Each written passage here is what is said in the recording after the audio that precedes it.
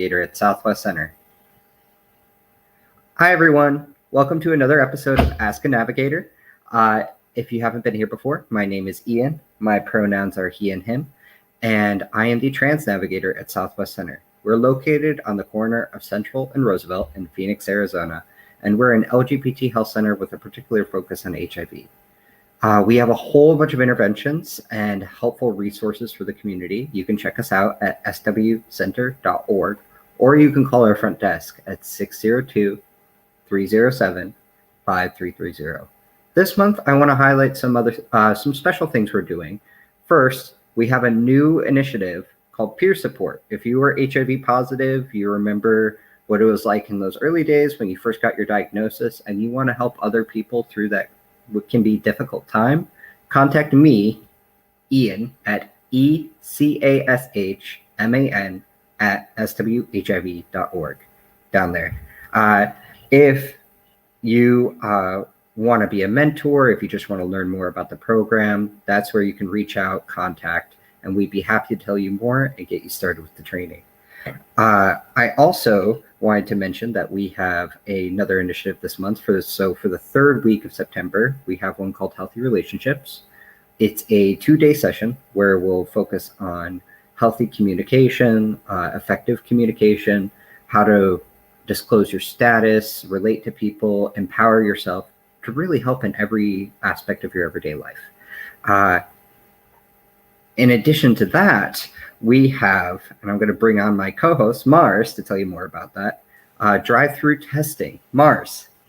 Hey, everyone. It's really good to be back. So, yeah, we have started doing drive-through testing at the center. It will be Tuesdays and Thursdays from 10 a.m. to 3:30 p.m. Now, this is going to be HIV testing only. We aren't doing STI testing at this time in the drive-through testing. Right. I do know that a lot of people have been really asking about how and where they can get HIV testing. So, and if you don't want to leave your house and don't need testing and are maybe, doing stuff with your live-in partner, hopefully, please go. I don't know that you can actually see my new banner, but you can get free condoms by mail. I'm so excited for the new banner at www.nicepackage.org. And I will send you condoms of your choice. Trust me, we have 17 varieties of condom and 10 variety packs. So there is something for you there. 17. Do you have internal condoms, Mars? We have internal condoms. We have Trojan Magnums.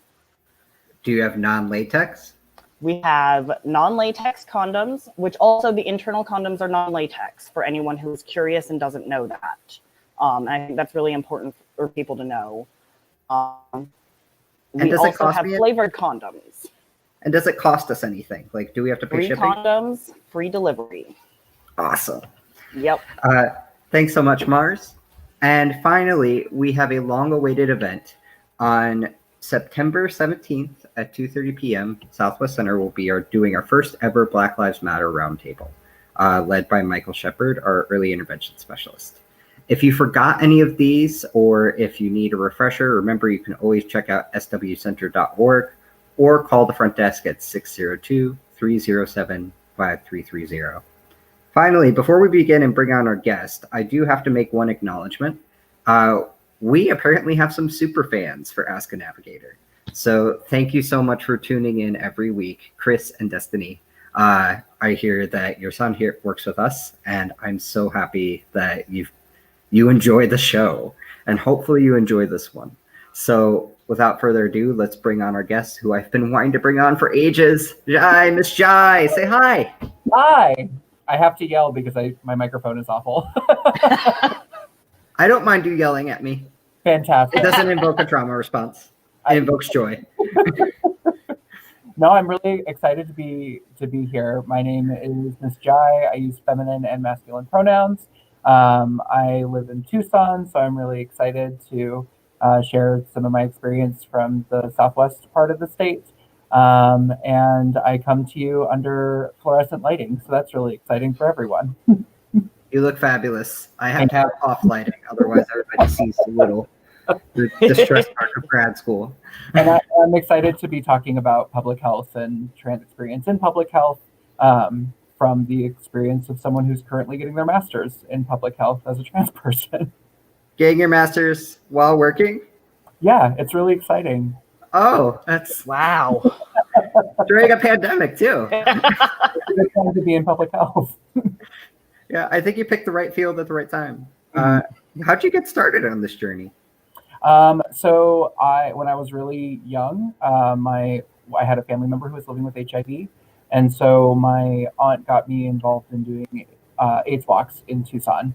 And I was like, oh my gosh, this is amazing. And as a young queerling in the community, it was a way for me to start giving back and getting engaged, which was really exciting. And so that kind of kickstarted my interest in public health and specifically infectious disease. And now I'm working at an HIV clinic in Tucson doing case management and care support. And then I'm also helping with PrEP and PEP programs on the preventative side of HIV in the medical sphere. Nice. That's awesome.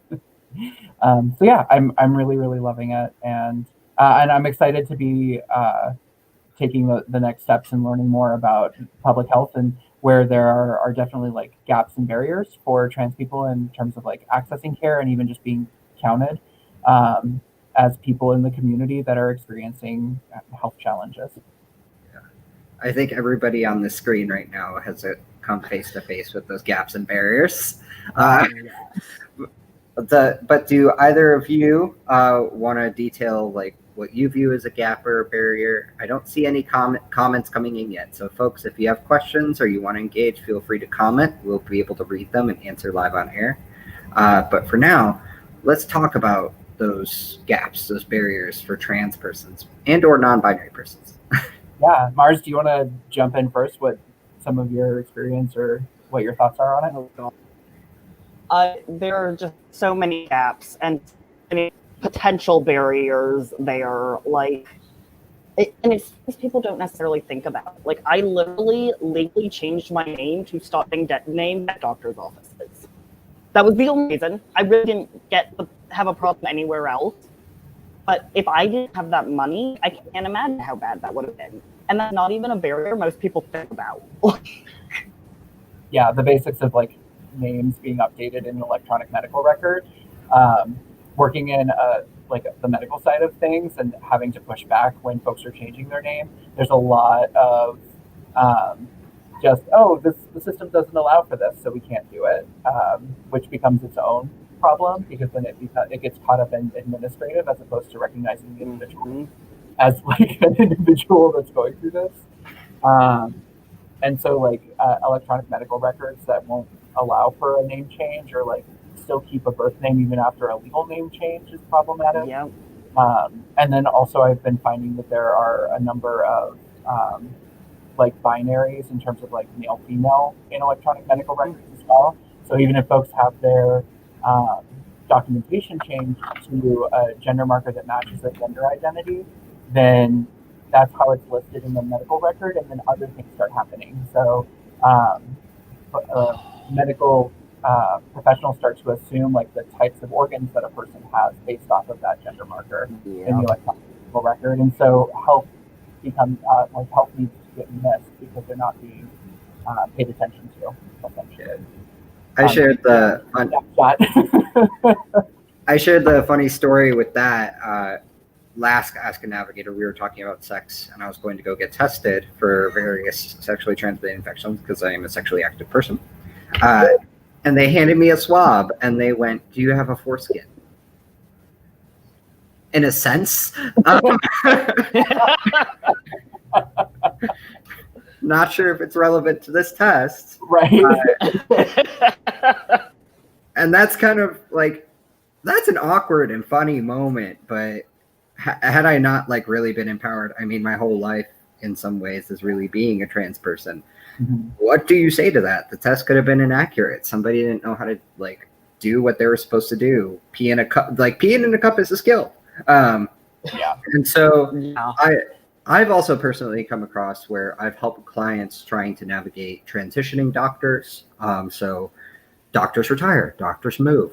and their documents are updated, but the two electronic medical records don't talk. Yeah. So they end up with duplicate files somewhere, and sometimes they can't get care because the system doesn't recognize them as like this is one comprehensive file that needs to schedule an appointment. Like this dead name, dead gender marker over here does not match up here. And there the two shall cross unless somebody manually goes in and fixes it. Yeah. Yep. I do want to make the differentiation between like the medical health and public health, because they're not the same thing. And so when we talk about medical health, there's a lot of gaps and issues in terms of like what folks are able to get access to, how they're treated in the space, and like what medical care looks like. But when we talk about public health, we're really talking about the foundation of where we're getting information to determine the needs and the priorities for large-scale community-based intervention, prevention, so like primary prevention, stopping a health disease state before it happens, but then also intervention for folks who are already experiencing that. So like increased testing services is secondary prevention to help identify folks who are already experiencing this health state and get them enrolled in care. And so public health is, even though medical health and public health come together in some aspects, they're also very different. And there's a lot of gaps for trans people and for like trans representation in public health, and which means that then the priorities that are set don't include trans narratives and they don't include data about trans people. And so like before we go too far down the medical rabbit hole, which we could talk for hours about just like medical issues, I do want to make sure that we get a chance to talk about public health, which looks at communities of people and not just the individualized care of a person like the medical sphere does. And someone had asked if there were any public health programs specifically designed to help trans people or non-binary people. My experience is that no, there isn't. And my experience being a student at the University of Arizona going through the master's program for public health is that really to find content about trans people and to direct conversations to focusing on trans and non-binary people, it becomes almost like the individual student has to like push for this content to be presented or part of it, or it's presented as like a secondary, you can come to this seminar that is separate from your course work and learn about trans health, trans public health. And so I haven't found anything locally that is specific to trans public health, but public health is a large field. And generally like when you're going through a program, it's going to give you a large swath of information. So you could then determine how you want to focus your career in the future. And so my focus is going to be on trans health because there's no conversation, or the conversations are very few and far between. I wouldn't say there's no conversations, but I think they're really in the stage of how do we incorporate this information, which as Ian and I have talked offline about, I feel like we're past the basics of 101. Like we need to really, we're not going to talk about include pronouns. Like we need to be at the next level and we're not there. And so if the program isn't there, then it's time to start pushing back against that. I wanted to jump back just a little bit, and I really wanted to thank you for clarifying that differentiation, both for us and for the audience, because I think that public health and medical health really get intertwined and spoken about as though they're the same thing. Mm-hmm. So I really wanted to thank you for that, because I think that's important. Yeah, and it's a misconception that I have as well, right? Because I feel like I hear more about the one-on-one things that are happening, and then I get really riled up. Like, how could you not provide this care for this individual? Which is a problem. It's a big problem. But when we start looking at where is the information about trans people, where are we getting that information so that we can set priorities on where funding is going to go to? Like, where's federal funding going to go to? Where's state funding going to go to? Those priorities are determined through a public health lens. They're determined through epidemiology. They're determined through data collection.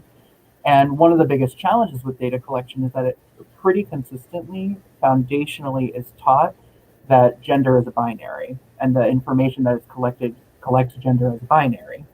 And so when you have practices coming out of UCSF and organizations that are saying there are ways to collect this information that doesn't collect it as a binary, so let's stop collecting it as a binary.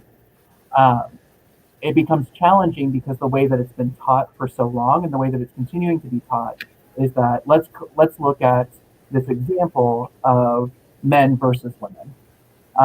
And so then already you have this next generation of public health professionals who are going to be creating programs to collect data and information and also analyzing that data information, who are not even thinking about gender beyond male and female because that's the way it's been taught to them. Yep. So at a foundational and basic level, it's problematic. And I think correct too, me if I'm wrong, but my understanding is that beyond just that it tends to be collected strictly on the binary, most places, not every healthcare place, but most places primarily collect it on sex assigned at birth, not gender as someone identifies it. Am I correct on that understanding? Yeah, so like the majority of my work has been in infectious disease, and specifically HIV, and some hepatitis C, but mostly HIV.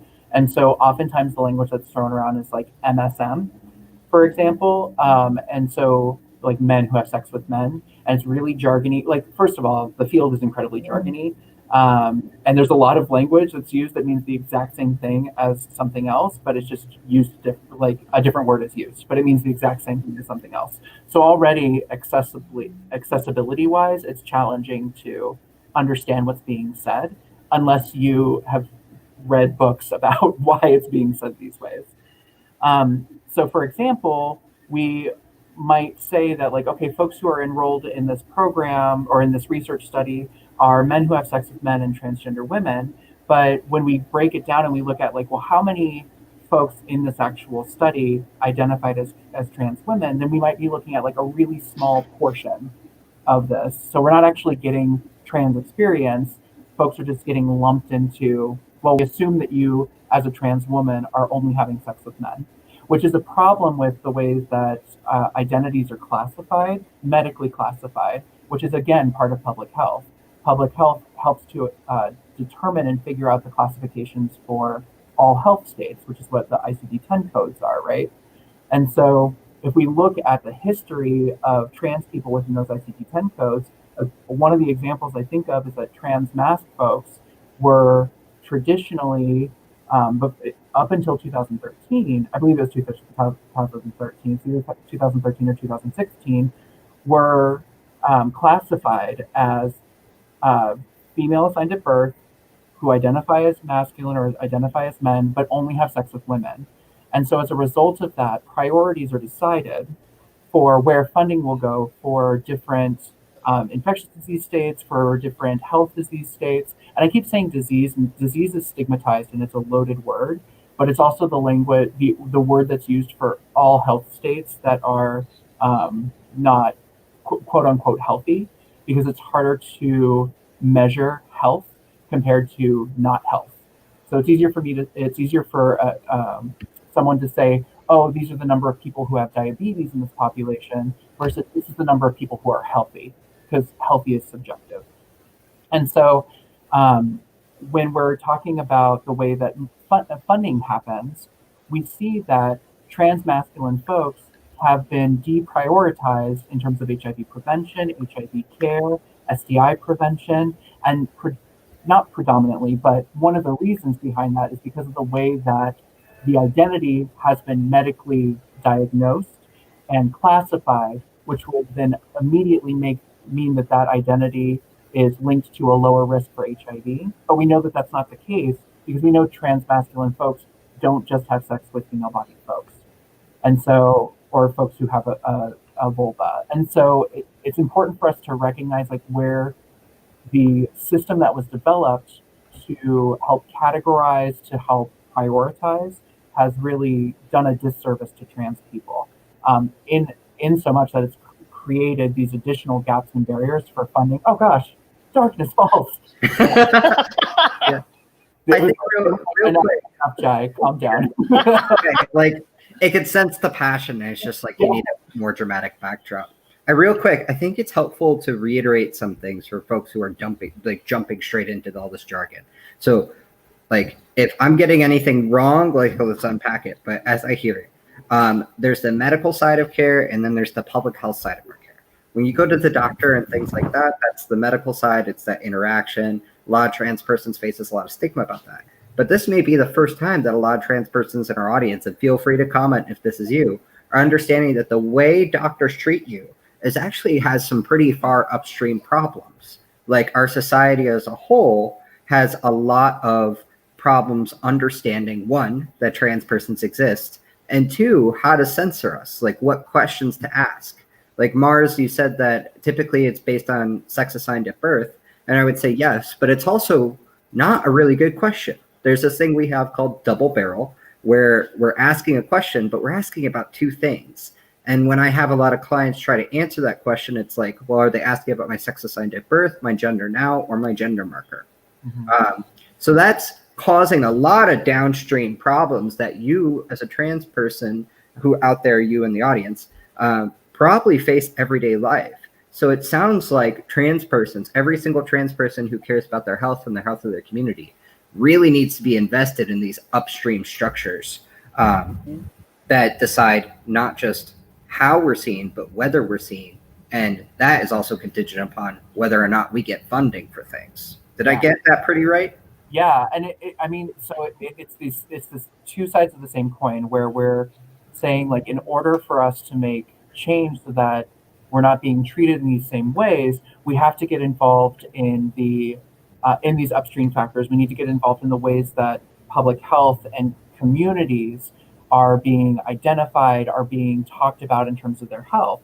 But that's also a big ask to ask for folks to engage around, when we're also the same folks that are experiencing so much disproportional health challenges. So to say, like, we recognize that as part of this community, we have challenges with getting jobs, we have challenges with getting housing, we have challenges with all sorts of things. And on top of that, like, will you give your feedback and provide information on this committee so that there's a trans voice present? Like, it's a big ask, it's a lot of emotional labor. And I think one of the biggest challenges that I consistently see, and that I've also, like, participated in as a public health expert and someone who works in the field, is requesting feedback, and then not really showing the community how that feedback is implemented and put into place, and or just not implementing it. And so then a year later, coming back and asking for feedback and being frustrated because folks are like, no, I'm not going to give you more feedback. Like, my time is valuable, my experience is valuable. What did you do with it the last time? And I think that as a whole, public health as a field could do better about incorporating the feedback that is provided from communities that are experiencing their own health, and treating communities that are experiencing their own health as the experts in their health, and not trying to cisplain to trans people what their health means. And I think that that's, like, one of the biggest, that is a very large challenge in the community. On top of the fact that there are so many systems already in place that have never included trans people. And so then they are, like, blindsided by trans people being present. And I see this in research. There was a research study that was done around PrEP, one of the first research studies that was done around PrEP, that was looking at men who have sex with men using PrEP. And I know that there were at least 2 transmasculine folks in that study who didn't openly identify as transmasculine because they would have been disqualified and not had access to PrEP medications, despite the fact that they were at high risk. So that causes 2 problems. It causes the challenge of the fact that, like, our community isn't getting what they need, right? So at the end of the day, we're not getting what we need. We're not represented in research. So the recommendations that come out for medications then don't include our community. So it's not considered, we're not considered a community that can then use this medication. And as a result, all sorts of things happen. Your insurance may not cover it. You may not be able, even if you fight back against it, it might still be denied because, well, based off of your sex assigned at birth, you actually can't use this medication just because there was no research that was done showing that it was just as effective. So, like, that's one of the challenges that happens. And then on the flip side, and why this needs to be important to people in public health, is that it starts to erode the validity of the data.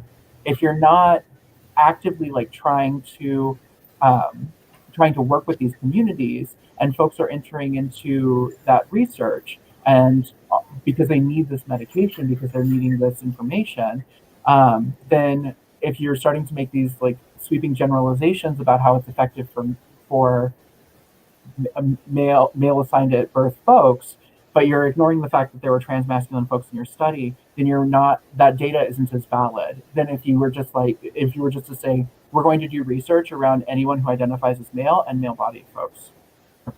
Mm-hmm. And I think that epitomizes the, like, instead of saying this, say this. Like, there's a commenter who said, semantics really matter. The understanding, the constructs, the things we're really looking at. I can almost guarantee that Dr. Barger, wherever you are not watching this show. But he was my research methods professor and my thesis advisor in my graduate degree. I cannot begin to tell you how much that man changed my understanding of how I exist in a health community, because he hit the nail on the head. Is like, good science means inclusion. Good science means understanding. Good results from good science means that you're defining things in ways that work across all persons. And so we need to come up with this collective language of male-bodied, sex assigned at birth, gender, the type of sex you have, what constructs are you looking at, like barriers. Are you looking at bodies? Are you looking at how you have sex? Are you looking at like ways you are protecting yourself? These are not hard things to do, but yet they are still not prevalent. And I think that is probably, we've chatted about this, that's one of the most frustrating things. It's changing the questions. It's not reinventing the research. Yeah. And it's so frustrating because it's so academic. It always comes back to being so academic. And so it becomes frustrating because when in the academic realm, there's a lot of kind of like almost like a brush off. Like, you won't learn about this now, but you'll learn about it in a specialized class that's going to focus on gender minorities.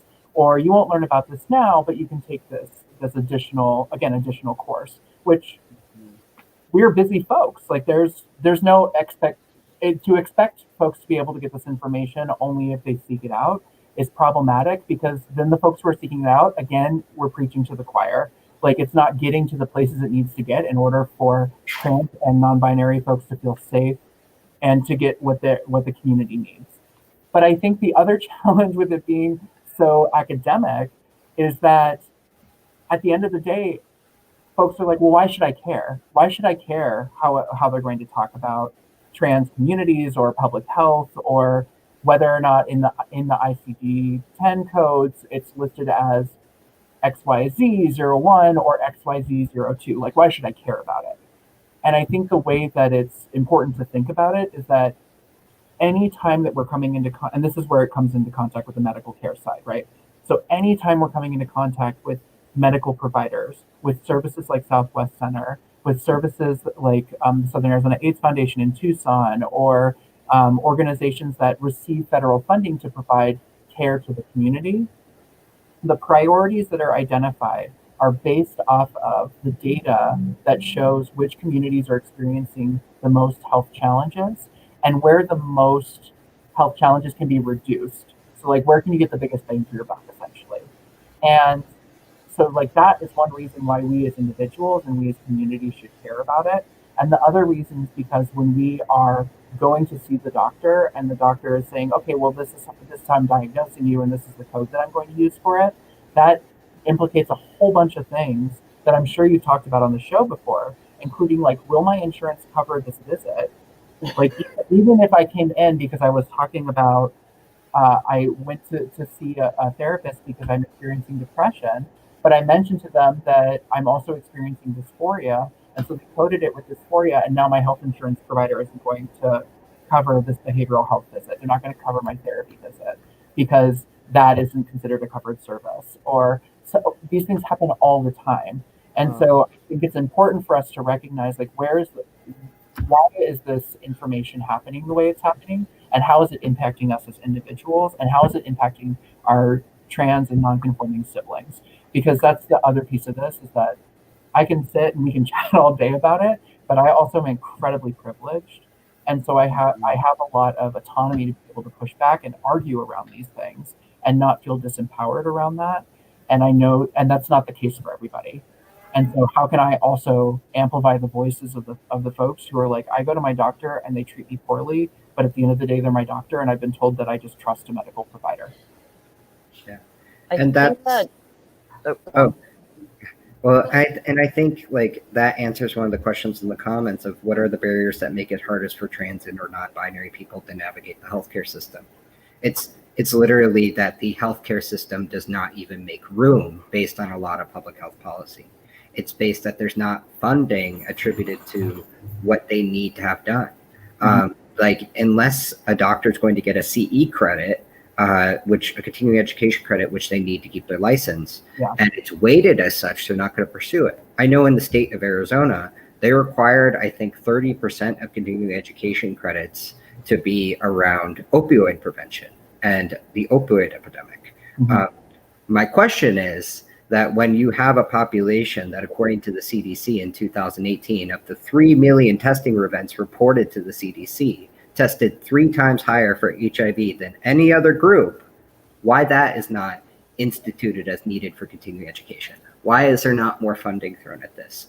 And that is what makes it hard to access, because without the care, without the initiative, without the engagement, there is no resource. Yeah, and I think it again like goes down to this foundation of like, where are we collecting the information from, and how is that information then translated? So if we think about the largest survey that takes place to get a snapshot of what the totality of the population is for the United States, which is the U.S. Census. The U.S. Census is going to look at, it's trying to count every single individual, and there's lots of challenges with it. There's lots of challenges with whether or not they're going to be able to get everybody, but it's the largest survey of its kind for the U.S. population. So if we look at the way that it collects that information, already we see that gender is binary. So we don't have even a rough estimate of how many trans people are in the United States population, outside of estimates that take place from, again, specialty centers that do research around trans people. And so a lot of programs and a lot of federal funding and state funding bases the relative risk of different health states off of census data numbers. So how many folks within the male population experience this health risk, or how many were diagnosed in this year? What is that incidence rate? And then what is the relative risk for this disease state, this health state? And then is this a priority? So if we see in one community that the risk of lung cancer is 20 times higher versus another community, so like smokers versus non-smokers, right? Then we might see money being funneled into smoking cessation. We might see money funneled into the like programs that will help to prevent smoking from get-go. We might see money funneled into programs that are going to change state policy and law to make smoking more inaccessible to younger people. So there's all sorts of funding that is funneled based off of this information and this research. But from that example alone, when I talk about smoking cessation, we know that queer people smoke much more than non-queer people. We know that trans people use cigarettes much more frequent. Trans and gender non-conforming people use cigarettes as a substance more frequently than their cisgender counterparts. And so if we're not incorporating that into the research and into the way that we're talking about prioritization, then it's absent. And when it's absent, that means that the organizations that are utilizing this funding to do community-based work are not thinking about trans people and are not thinking about the trans or gender non-conforming community for primary prevention, for secondary prevention, to target ads towards smoking cessation. And I'm going to be very frank, I've been in rooms at the statewide level where I've said we need materials that just have a trans person's face on them. Like, why, like we can put out pamphlets and brochures until we're blue in the face, but we need some sort of material with a trans person's face on it. And I've been told the state will never approve material like that. And so it's institutional in that health in general is politicized in our country. And that makes navigating the healthcare system that much more difficult. On top of the fact that the healthcare system is confusing. Insurance is confusing. The language that's used around insurance is confusing. I think that actually brings us really nicely to the question that was being asked. How can people who are not in academia or government best get involved or make a positive impact on improving medical care or public health? That's a great question. What do you all think? So I think probably a big thing is, again, re-acknowledge that trans persons have so much going on, for lack of a better word. Housing are issues. We're most likely to be in poverty. We're most likely to lose our housing. We're most likely to be assaulted at a doctor's office. Like, you name a disparity, and we're probably experiencing it. Such is the strength of transphobia in this country. However, I think that it is really important for trans folks who are more privileged, like I think arguably everybody in this panel, to recognize that. And to recognize that it is your responsibility to step up for your community. Additionally, I think it's also the responsibility of persons who say they want to be allies. And Mars, I'm going to steal your favorite phrase. Ally is a verb, not a noun. So to make space for us and to make it easier for us, if you're going to be engaging with trans persons and you need our voices and you want us to be a part of it, like Shai said, listen to us. And if you are going to be taking our information, tell us where it's going, and better yet, pay us fairly for it. Because that is our time, and our time is just as valuable as a cisgender person's. We are not worth less because of our gender. In this case, we're probably worth more. Additionally, to all the trans persons out there, what I have found has helped more trans persons than anything else is engaging with your community. Reach out to people like you and support each other. They are your family, and they understand what you're going to be going through more than anything else. The number one correlate of lack of homelessness among my clients is connection. If you have a friend you can crash with, you're less likely to be homeless. So if you are connecting with more persons in your community, and I'm not saying like nepotistically, I'm saying like sharing opportunities, sharing ways to engage, sharing across Facebook with one another, one-on-one, direct messaging each other, what have you. Share information and share those opportunities so that it gets to somebody who has the bandwidth to do it, and stand together when we're doing different things. So that's kind of like the three-part attack I usually see with a lot of clients. And Jai, Mars, feel free to disagree or add more to this. But if you can step up, do step up. If you are an ally, that's a verb. We expect you to do something. And if you can do nothing, like you have nothing going for you, connect with your community, because not only will that serve you, but when you are in the place where you can serve others in the future, you'll know what you need to do. So, like, some of what I've been doing as a trans person, because I will admit, I often do not feel like there is a whole lot I can do to fix this problem. And it feels like a pretty hefty problem. So as a trans person, I do my best to collect the information of doctors, therapists, etc., who are genuinely actually trans friendly and trans knowledgeable. I try to make sure that when I have the spoons, I'm engaging with doing the education.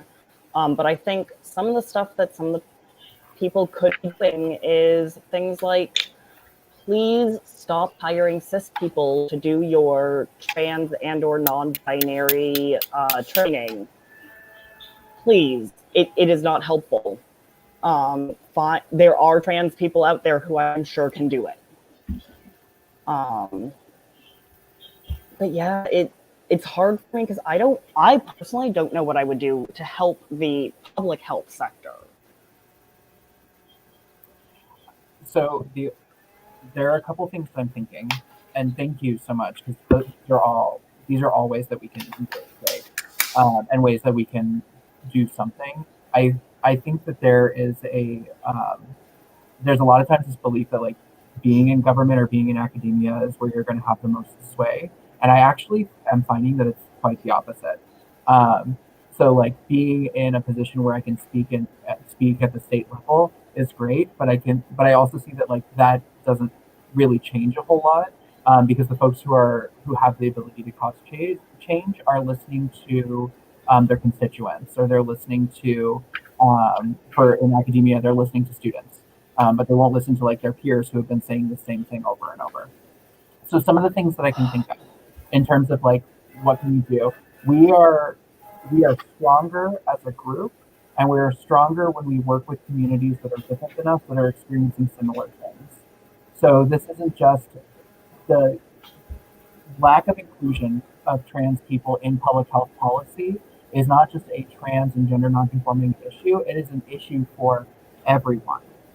Similarly, the challenges and the health disparities that communities of color experience is not just a community of color issue, it is an issue for everyone, because we're only as healthy as a community as those who have the least access to health and the least health potential. And so for us to say like this is just for trans people to do is, I think, really not recognizing the fact that there's a lot that we can do, that we can do stronger when we reach out to the communities that have been doing the work longer and who have also been doing the work from different lenses. So first of all, think about what you're passionate about. If for you, like you're really passionate about health in terms of pollutants and environmental health, and how we as communities experience like air quality, which keeps coming up today because of what's happening in California and the fact that like the sky is orange. So like where is it that your focus is? So if you're interested in air quality, and you're interested in water quality, and you're interested in stewardship of environmental health, reach out to indigenous communities that have been doing land caretaking for a long time and have been pushing back against things that are adding pollutants to the environment, because those things impact our health. And if you're working with communities, if you're thinking about like, well, how can I get engaged in other venues, find out which communities are already doing some of that work and start working with them, because we'll get much farther. And it will provide us the opportunity to include trans narratives in that work as well, which generally is like lacking. The other thing I can think of is that even on an individual basis, because it's a big ask to say go out into the streets and do this work and like meet with these communities. On an individual basis, if you're filling out forms, so whether or not you identify as trans or non-conforming or as a cis ally, if you're filling out forms and you're already seeing like binary information or questions that are specific to gender around the body. So for example, I think of health assessments when you're starting care at a new facility. It may ask like, oh, for women only, have you had a hysterectomy? For like information that's asking questions like that, start pointing it out and start pushing back against it within those spaces. And I absolutely have to agree with one of the commenters who said it's stressful to change doctors when it's hard to interact with doctors. The reality is that at the end of the day, we are the ones who are going to care the most. We as an individual, me as an individual, let me not use the royal we. Me as an individual, I'm going to care the most about my own health. And so if I go to see a doctor and the doctor is dismissive, they're not wanting to spend the time, they have 40 patients that day and they're just trying to get through their day, it is well within my right to say, like, I care about my health and I need you to sit here with me and care about it with me. Because they don't have to live in my shoes. They don't have to deal with my diabetes. They don't have to deal with the medications I'm on. They don't have to deal with me having to like jump through hoops to get my hormones. Like, I have to deal with those things and I have to care about them. So while I'm sitting in front of you, you get to care about it as well. And also know that you are generally doing more research about your care than your physician is. So if you're really invested in starting hormone therapy and you're doing the research into looking into like what hormones are available, how are those going to impact your body, unless that physician is a specialist in trans medical care around hormones, likely you'll know more than the physician about it. I find that is the case with PrEP pretty frequently. Yeah. When I speak to physicians who are prescribing that to me as an individual, I find that I generally know more about talking about sexual risk, and I know more about what testing needs to take place. Especially when you think that, Go on, Ian.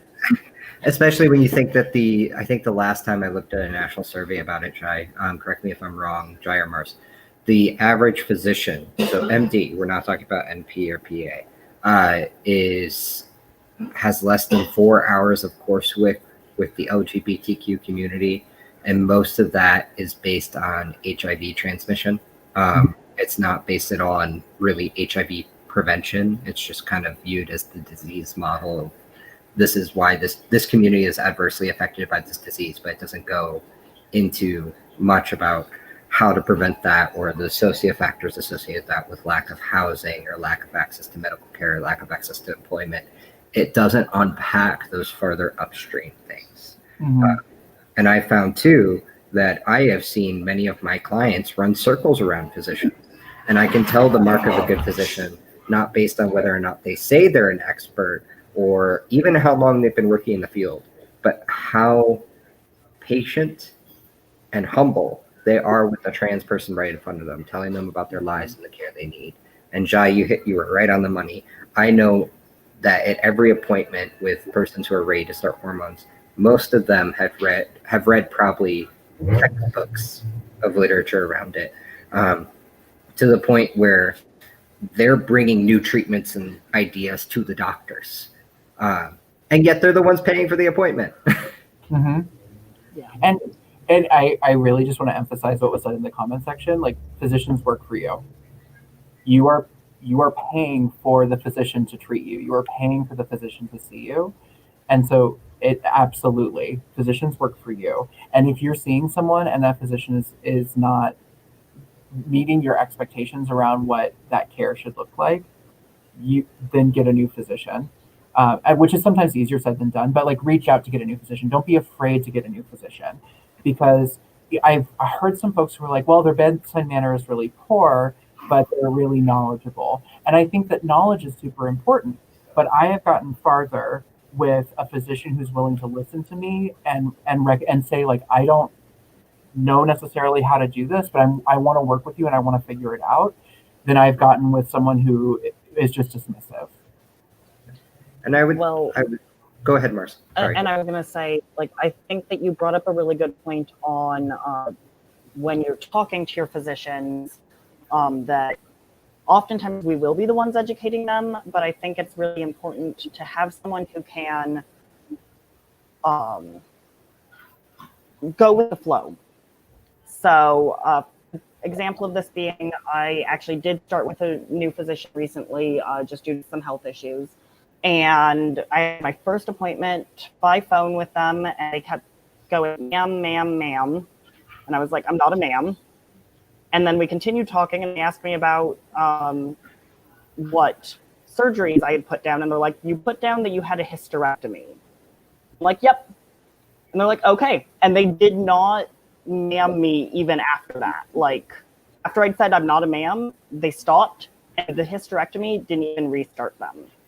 And I think, and I've had doctors in the past where they would not have done that, where it would have gone back to calling me ma'am, where it would have gone back to trying to treat me not as my gender. So I think it's really important to recognize that you can say this thing, but you can also set for yourself, I will be treated in these ways, and if I'm not being treated in those ways, I can find a doctor who will.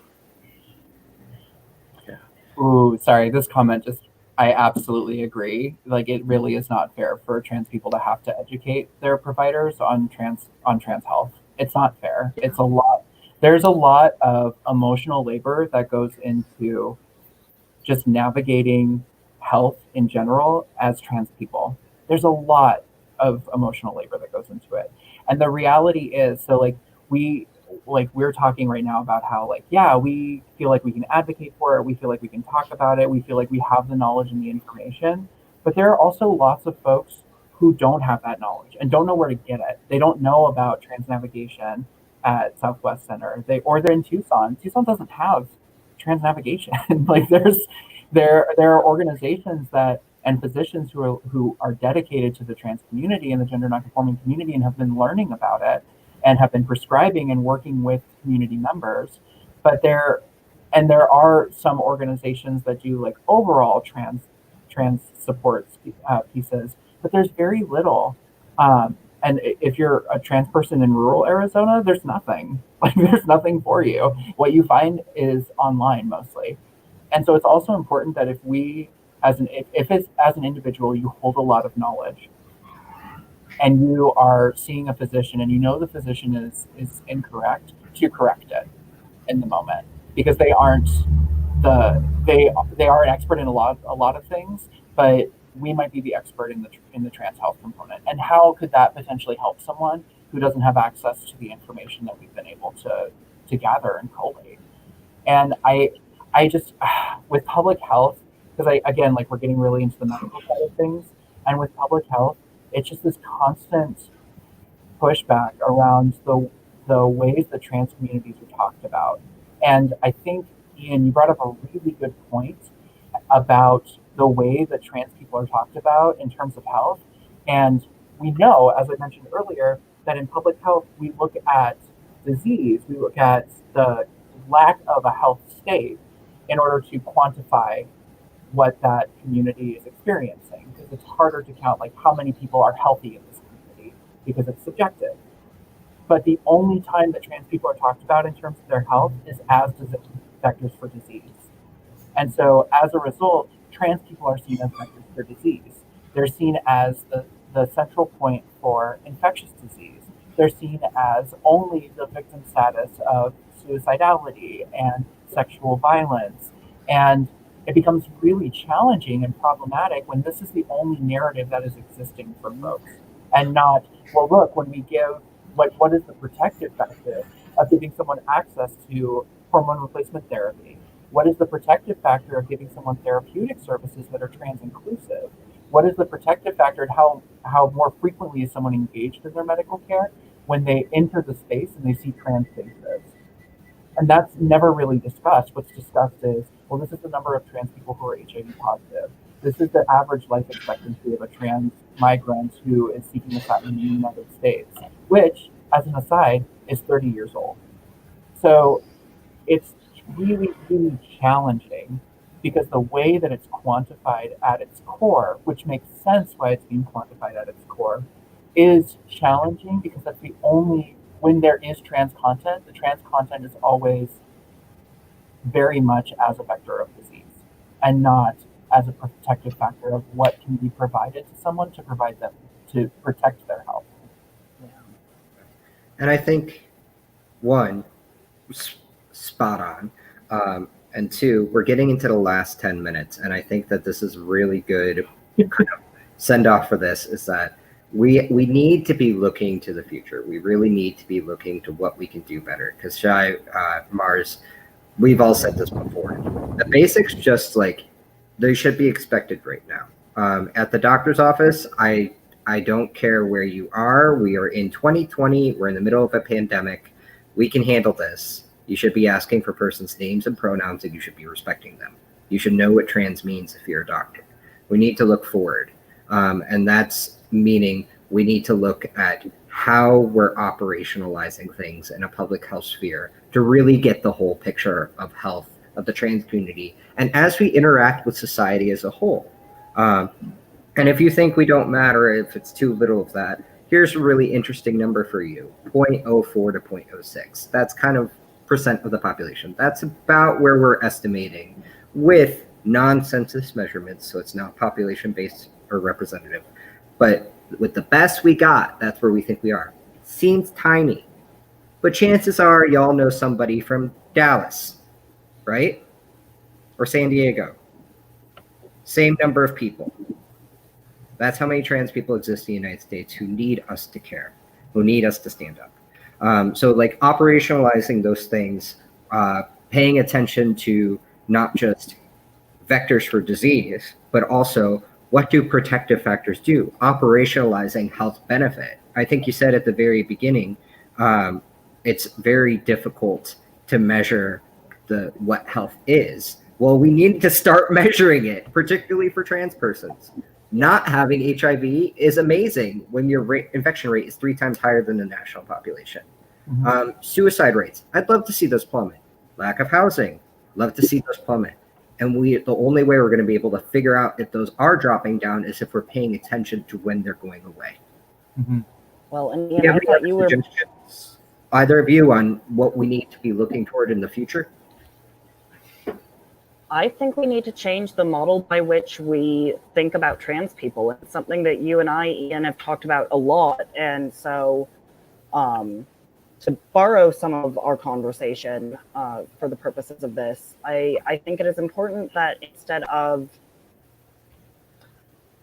I think that we need to change the model. Instead of treating us like diseases or vectors for diseases, we need to talk about being trans as a state or a life stage like pregnancy, which is something that I really learned from Ian about how that kind of works. So if you want to talk about that some more, I'd love to hear that. Before I go down there, Jai, I want you to jump in. Yeah. There's a couple of things that I'm thinking. So first, if you don't take anything else from this hour that we've been talking, what I hope that you take away is that you are worthy of health. You are worthy of maximizing your health potential and being able to maximize your health potential in the spaces that you live, work, and play. You are worthy of your health. And the reality is that there are lots of ways that our health is impacted. And a lot of those ways trans people experience at disproportional rate, trans and gender nonconforming folks experience at disproportional rates compared to cisgender people. So if you are wondering to yourself, like, well, how can I get involved or what could this look like? Think about like what sphere of health brings you the most interest. I mentioned environmental health before. Are you really into occupational health? Which I am not. I think it is very boring. But there are lots of people who are very excited about it. Is occupational health your interest? Is health in like geographic health your interest? Like where is your health lie? And then start to do trans inclusive health work in where your interest already is. The other piece of this is if you are working at an agency that collects demographic information, 2-step for gender and sex identity for collecting that demographic information. Ask someone their sex assigned at birth, ask them what their current gender identity is. Because the reality is that if you're collecting information about sex assigned at birth because you're concerned about health outcomes or like what someone might experience from their health, then you're getting that information there and you can provide them the best care possible. And this is also required, like this information, if you are working at a federally funded health center, you're required to collect information about gender identity and sexual orientation as part of the funding that you receive. So that's the other piece, is that if you're going to a federally funded health center and they're not collecting this information, they're required to collect it now. And they've had years to start rolling out how to collect that information. And if they're not doing it yet, they need to start figuring it out because it's coming up on a deadline for them too. So you're worthy of your health and you're worthy to have your health respected. I love it. So best thing about the common stream tonight, Jai, you said you are worthy of your health, and I wonder if we could bring back, because I want to see Jai's face. I don't know if you noticed that you got the yasses tonight. As soon as you said that, it stayed rolling out. So health professionals out there across the world tuning in, and aspiring ones at that. Trans persons are worthy of not only love, but also our health. As for how we conceptualize disease, conceptualize how we look at trans persons, what I would always say is like, we celebrate things like pregnancy. When a person goes to the doctor and says, I'm pregnant, and they want to keep the pregnancy, keep it to term, we celebrate that and we offer care. And we have a whole bunch of programs like CHIP and Access that are there to help both those lives. And sometimes more than both, looking at multiple mamas out there. But we should be doing the same thing for trans persons. We are worthy of help, which means health and love, which means that our transition, which is part of our health, is worthy of celebration. I love what you said about finding something that interests you, because then you could stay motivated. I am not too interested in occupational health either. On that one, because there are lots of there are, I'm sure, fascinating parts to it. And I say, like, do it. I'm sorry for yucking your yum. it's, you know what? We need you because we don't want to do it. We can't do it. I think that's kind of the collective narrative of everything trans going on. There's so much work. It's so burdensome. We can't do all the things. We're already dealing with so much. Step up with whatever little you can in something that interests you. You will make a difference. I promise. Even if it's in just one person's life. I see a whole bunch. We're coming up at the end of our time, and I see a whole bunch of things we weren't able to touch on because they didn't touch into the sessions, like the trans experience and public health. But it's definitely given me things to think about in the future. And if you had a question about that didn't get answered because it didn't relate, or maybe we didn't have time, please feel free to reach out to me. My email is ecashman@sdhiv.org. I'm more than happy to either provide assistance, whether you're a professional getting the ball rolling on how to be more trans inclusive, or you're a trans person who needs help with some matter. Other than that, final comments, and then we'll head on out. So in being transparent around emotional labor, this is the opportunity for me to gently call out the person in the comments who's interested in doing trans-specific, not call out, but like ask the person who's interested in doing trans-specific therapeutic services to reach out to you, Ian. Because I think that's really, like, that's where the work needs to happen, is we need to go and get that information so that we can provide it. Because I think so often trans and gender nonconforming people have to go and teach, as opposed to the folks wanting to learn it, going out and seeking that information. So please reach out to Ian and to start the ball rolling on that, because that would be fantastic. And the reality is, like, we have a lot of needs, and a lot of our needs are going unmet. And then I also want to re-emphasize what was put in the comment section, which is that this isn't just we're trying to like fight back against this big bad governmental agency, or this big bad epidemiology or public health or the medical setting. Like these are things that we experience in organizations that are supposedly around for trans health and for trans care as well. So this isn't just some folks have arrived and some haven't arrived. We all have work to do. If you believe that your organization or you as an individual has arrived, I encourage you to think critically on that, because likely there's more work that could still be done, because we will always be advocating and trying to, again, maximize the health potential for our community and for ourselves, because we deserve it. I love it. I need that on a t-shirt now. I'm trans and I deserve health. Mars, any final thoughts? I mean, I'm just so honored that we had S. Jai on for this session. Public health is not my specialty, as you know, Ian. But I've learned a lot, and I really appreciate it. And I'm really hoping that many of our audience has learned a lot. And yeah, this has been really good. Thank you. Thank you both. Thank you, Mars, for being my loyal and lovely co-host, and for stealing my thunder, because people like you more than me. Running joke if you don't get that. They love your hair tonight. Both of you got hair compliments. I did not. You're into a mohawk, I guess, Ian. We'll see. They complimented your hair too, Miss Jai, so...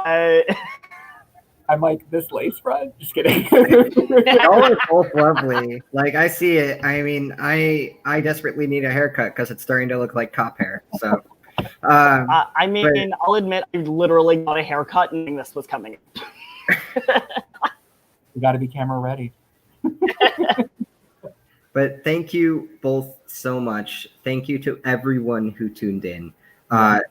I really hope sometime in the future we can continue to bring you on, or have you comment at least on some other things. You are a wealth of knowledge. I have a lot of opinions too, so I'm happy to come and chat. And here on Ask a Navigator, we definitely welcome soapboxes. Yeah. So I'm going to say goodbye to you two. Audience, say goodbye to Mars and Miss Jai. Okay. Bye, Mars. All right. thank you all for tuning in tonight. Again, my name's Ian. I'm the trans navigator at Southwest Center. You just saw Mars and Jai. At Southwest Center, we do the absolute best we can for the LGBT community, and we are constantly towing that line between public health and personal health. If you are an LGBT person or a person who's HIV positive and need care, please reach out to us at swcenter.org. And if you're a trans person who needs help, you can go to swcenter.org/trans program. Thank you. I also want to send a special shout out to Carla. This is the person behind the scenes who's making all of this happen. That's Carla. It's her first time doing it tonight, and I think she did an absolutely fabulous job. So clap in your individual homes. Be safe, everyone. Wear your mask, care about public health, and tune in next month for Ask a Navigator. Bye.